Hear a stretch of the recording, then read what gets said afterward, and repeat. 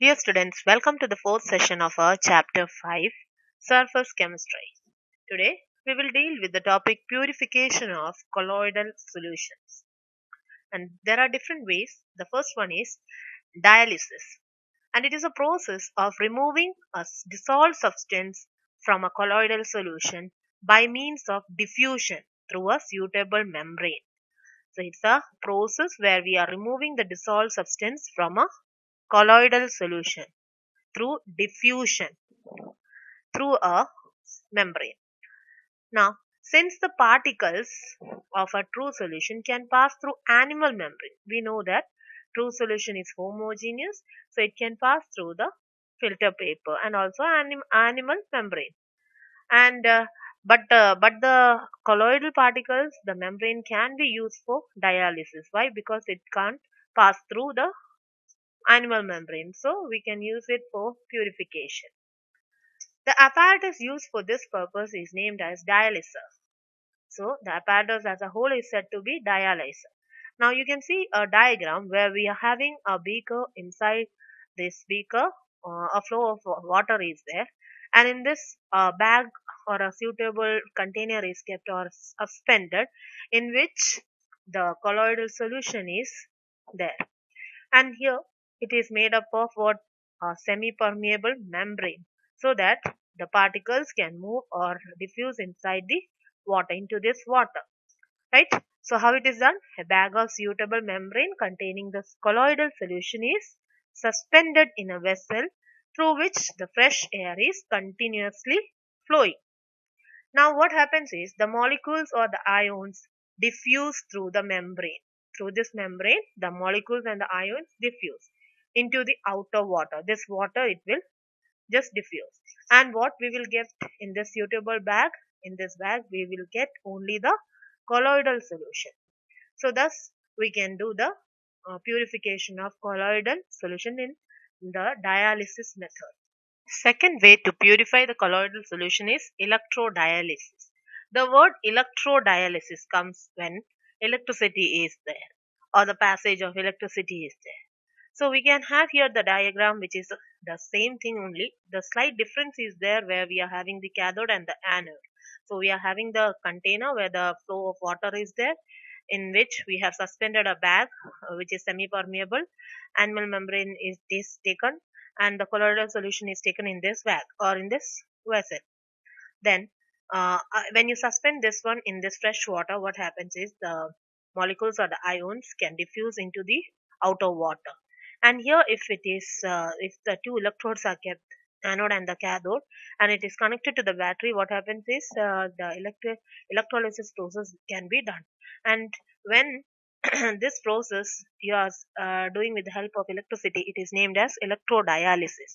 The same process using the electricity, when we use, it is said to be electrodialysis, because dialysis is a very slow process. So in order to speed up the reaction, we use the electrodes so that the process can be done in a fast way. It can be made faster by applying an electric field if the dissolved substance in the impure colloidal solution is only an electrolyte. The process is then named as electrodialysis. The colloidal solution is placed in a bag of suitable membrane while pure water is taken outside. Electrodes are fitted in the compartment. The ions present in the colloidal solution migrate out to the oppositely charged electrodes. So this way the electrodialysis is done with the help of electrodes or electricity. The third way to purify the colloidal solution is ultrafiltration, and it is a process of separating colloidal particles from the solvent and soluble solutes present in the colloidal solution by using some special filters or filter paper which are permeable to all the substance except the colloidal particles. It can pass through ordinary filter paper. Which one? Colloidal particles. Why? Because the pores are too large in ordinary filter paper. However, the pores of the filter paper can be reduced in size by impregnating with collodion solution to stop the flow of colloidal particles. So what we can do is the ordinary filter paper can be made suitable for the colloidal particles to filter. How it is done, we'll see next. The usual collodion is a 4% solution of nitrocellulose in a mixture of alcohol and ether. If we are using this collodion on the normal filter paper, the pores become small. Then what happens? The colloidal particles will not pass through the uh, filter paper. An ultra filter paper can be prepared by soaking the filter paper in a collodion solution. How? Hardening by formaldehyde and then finally drying it. So first what we have to do is we have to harden it with formaldehyde and then we have to dry it. And thus filter paper, thus by using the filter paper the colloidal particles are separated from rest of the materials. And it is a slow process. To speed up the process we can pressure it or suction can be applied. The colloidal particles left on the ultrafilter paper are then stirred with fresh dispersion medium to get a pure colloidal solution. Next, we have to discuss some of the properties of colloids. The first property is the optical property, in which the Tyndall effect comes. So, what is this Tyndall effect? When a beam of light falls at right angles to the line of view through a solution, the solution appears to be luminescent, and due to scattering of light, the path becomes visible. And this effect is known as Tyndall effect. So, how it is?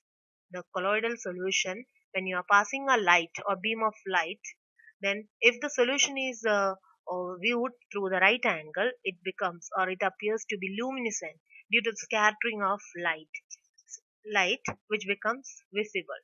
And this effect is said to be Tyndall effect. Now you can see here in this diagram, the source of light is there and this true solution is there. The line or the rays will pass through it, there's no problem. But when the colloidal solution is there, it scatters the light. And on the screen you can see the luminescent color. That means a glow will be there and you can understand the scattering of light. And this effect is known as Tyndall effect. Next property is the Brownian movement. The zigzag movement of the colloidal particles in a colloidal solution or colloidal salt is said to be Brownian movement. And you can see the particles which are in random way or the manner the movement is there in the solution. So the zigzag movement of colloidal particles in that solution or in that colloidal solution is said to be the Brownian movement. And it is due to the scientist Brownian, the name came Brownian movement. Next is the charge on the colloidal particles. Colloidal particles carry always an electric charge. It may be either positive or negative. And some of the examples we can see here, the positively charged soles and negatively charged soles. Hydrated metallic oxides like aluminum oxide, Al2O3XH2O, chromium oxide CrO3XH2O, ferric oxide Fe2O3XH2, etc. are the examples. Same way for the negative metals like copper, silver, gold soles are negatively charged. Now, positively charged soles are basic dyestuffs like methylene blue solution, blue soul, etc. are there. Hemoglobin oxides like TiO2, titanium oxide soul. These all are positively charged. And on the other hand, acid dyestuffs like eosin, Congo red soles, etc. are the negatively charged soles. Soles of starch, gum, gelatin, clay, charcoal are also negatively charged soles. So these are the examples of positively charged soles and negatively charged soles. Now there are some theories of origin of charge on colloidal particles. The charge on the particle or the colloidal particle is due to one or two reasons. And among the two reasons, one is most preferable. So we'll see the reason why the charge is there on the colloidal particles. The first reason is due to the electron capture by Sol particles during the electrodispersion of metals. And second point is preferential adsorption of ion. And this is very important why the charge is there on the Sol particle. So we have to understand what is happening here and why we are having the charge on these particles. So see this one. The soul particles acquire either the positive or the negative charge by the adsorption of positive or negative ions. When they adsorb the positive or negative ions from the colloidal solution, they are said to be, or they have some positive and negative charge, we are saying. When two or more ions are present in the dispersion medium, adsorption of the ion common to the colloidal particle usually takes place. So, we are giving an example for silver nitrate solution. When silver nitrate solution is added to potassium iodide, silver nitrate is added to potassium iodide solution. So, which is the dispersed phase and dispersion medium? Dispersion medium is potassium iodide and silver nitrate solution is dispersed phase. The precipitated silver iodide. The precipitated silver iodide, what it does? It adsorbs the iodide, which is common in the dispersion medium, iodide ions, and and it acts as what? Negatively charged colloidal solution, and negatively charged colloidal solution results. However, instead of that one, if we are adding potassium iodide solution to the silver nitrate solution, then which is added dispersed phase and dispersion medium. When Ki solution is added, that means dispersed phase, to silver nitrate. This is what? Dispersion medium. So what is the formation? Again we can say that potassium nitrate and silver iodide is formed. Okay, and in this the positively charged salt results due to the adsorption of which one? The silver ion. Silver ion is common in that one. So what happens? Silver ions from the dispersion medium is adsorbed and it will be acting as what? Positively charged salt. So this is how the charge is there on the colloidal particles. The electrical charges of the particles prevent them from coming together due to the electrostatic repulsion. All the dispersed particles in a colloidal solution carry the same charge, while the dispersion medium has equal and opposite charge. Related to this charge on the colloidal particle, we have to learn a new topic, that is Helmholtz electrical double layer and zeta potential. Surface of a colloidal particle acquired a positive or negative charge by selective adsorption of ions, and this layer attracts the counter ions from the medium, forming a second layer as like AgI, I minus, comma K plus. What is this meaning? The first reaction was when we add the silver nitrate to potassium iodide, the iodide is absorbed, or the iodide is adsorbed. So what happens? The counter ion or the next ion opposite to that one is what? K plus. Potassium ion is there, which will be nearby staying. And on the other hand, the other side, when we added potassium iodide to silver nitrate, the silver ions are adsorbed. So the counter ion is there, the negative iodide ion. So these two, when it is coming together, the combination of two layers of opposite charges around the colloidal particle is called Helmholtz electrical double layer. So when this happens, the opposite charges are there, or the combination of two layers of opposite charges around the colloidal particle is there. We name it as Helmholtz electrical double layer. The first layer of ion is firmly held. It's fixed. But the second layer is mobile. It is diffused in the solution. It is diffused in the solution. But the potential difference between the fixed layer and the diffuse layer of opposite charges is called electrokinetic potential, or we name it as zeta potential. So what is that one? The combination of two layers of opposite charges around the colloidal particle is called Helmholtz electrical double layer. And the potential difference between the fixed layer and the diffuse layer of opposite charges is named as zeta potential. Next property of the colloidal particles are electrophoresis and electroosmosis. When an electric potential is applied across two platinum electrodes. Dipping in a colloidal solution, the colloidal particles move towards one or the other electrode. You can see here the diagram where we are having a U-shaped tube, and inside this we have kept two electrodes, anode and cathode, and it is connected to the battery. A reservoir is here, stopwatch is there, water is the dispersion medium, and you can find this is the initial level. How is the particles moving? You can see here to the other side. So when the electric potential is applied between the two electrodes, which is dipped in a colloidal solution, the colloidal particles are moving towards one of the electrode. It's not going in both sides, it's going in one direction. So from here, if it is moving, going to the anode. The movement of colloidal particles under an electrical potential is said to be electrophoresis. So the colloidal particles, when it is moving to the other electrode, it is named as electrophoresis. The positively charged particles move towards the cathode, while negatively charged particles move towards the anode. And this phenomenon is known as electroosmosis. Next, we have to learn the property of coagulation or flocculation. The process which involves coming together of colloidal particles so as to change into large sized particles which ultimately settle as a precipitate or float on the surface, and it is generally brought about by addition of some electrolytes.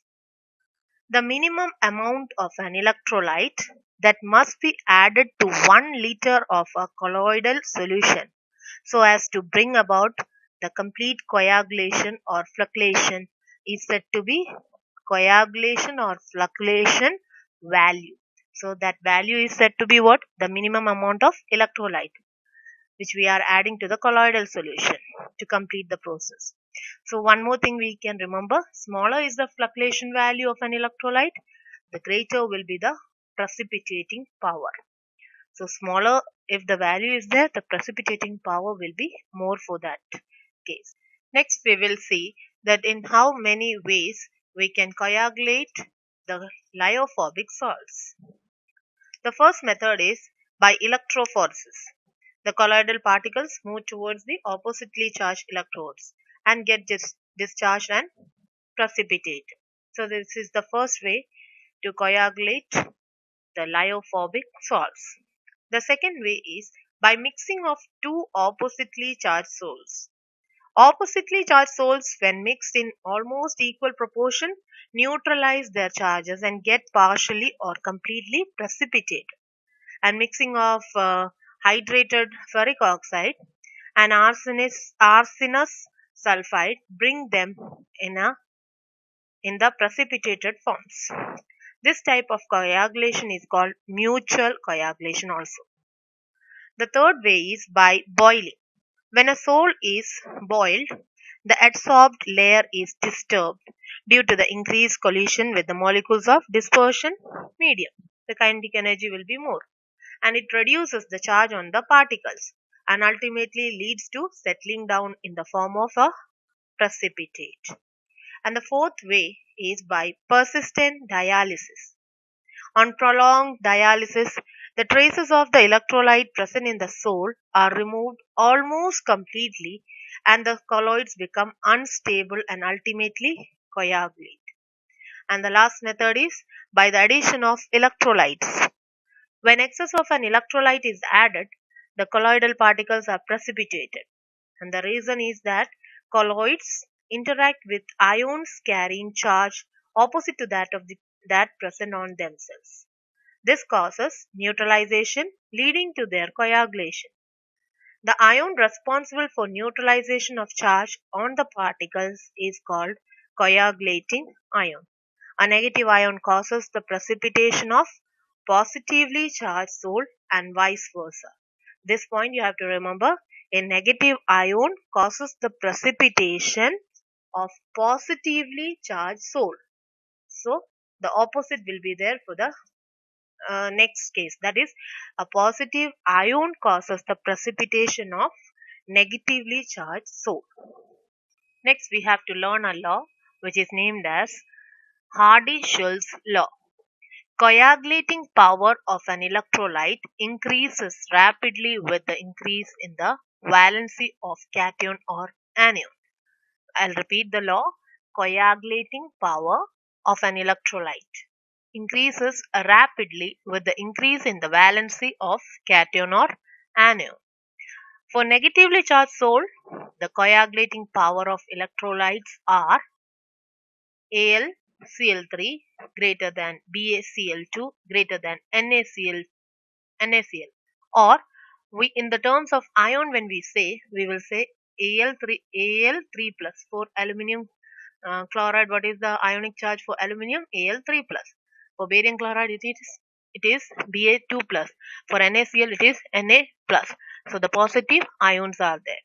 So just now we have completed that sentence that the positive ion is there for the negatively charged salt. For negatively charged salt, if the coagulating power of electrolyte is in the increasing order, it will be Al3 plus greater than Ba2 plus greater than Na plus. Same way, for positively charged salt, the coagulating power of the electrolytes will be in the order of PO4 3 minus phosphate ion greater than sulfate ion greater than Cl minus ion. Next is gold number and the protection of colloids. Covering up of lyophobic particles by lyophilic particles is known as its protective action, and such colloids are called protective colloids. That means something it is protecting, and that is what the lyophobic particles are covered by lyophilic particles, and such colloids are said to be protective colloids. We can see here the particles of being protected. Which one is the lyophobic is the outer covering? You can see again the lyophilic particles, just like it is covering the lyophobic particles. And what do you mean by gold number? It can be defined as the amount of protective salt that will prevent the coagulation of 10 ml of a gold solution on the addition of 1 ml of 10% NaCl solution. And this definition, as it is, you have to learn.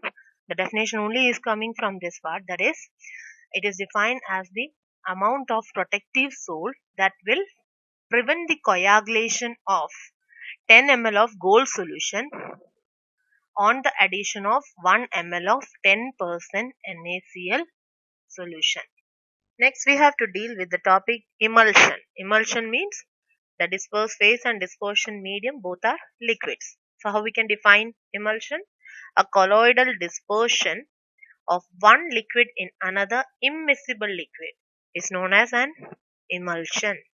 Like milk, sodium salts, vanishing cream. These all are the examples of emulsion.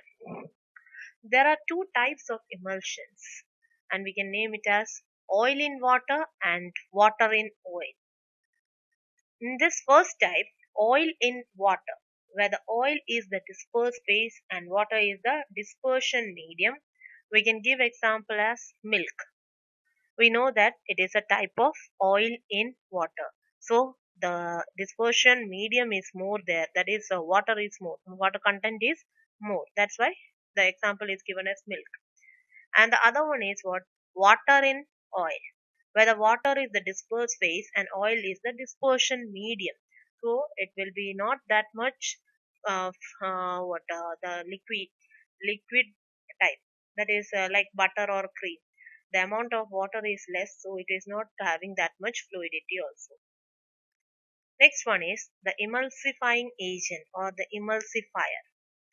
Emulsions of oil in water are unstable. For stabilization of an emulsion, a third component called emulsifying agent is usually added, and the emulsifying agent forms an artificial film between the suspended particles and the medium. The principal emulsifying agents for oil in water emulsions are protein, gum, natural and synthetic soaps, etc. And for water in oil, it is heavy metal salts or fatty acids, long chain alcohols, lamp black, etc. So these are the examples which are acting as the emulsifier or emulsifying agent. Next is about the applications of colloid, where all we are using the colloids. In rubber plating, sewage disposal, smoke screen, purification of water, cleansing action of soaps, in medicines, formation of delta, photography, and artificial rain. So here all we are using the applications of colloid. So it's important in our daily life also. So with this we are closing or we are concluding our chapter surface chemistry. Thank you. Have a nice day.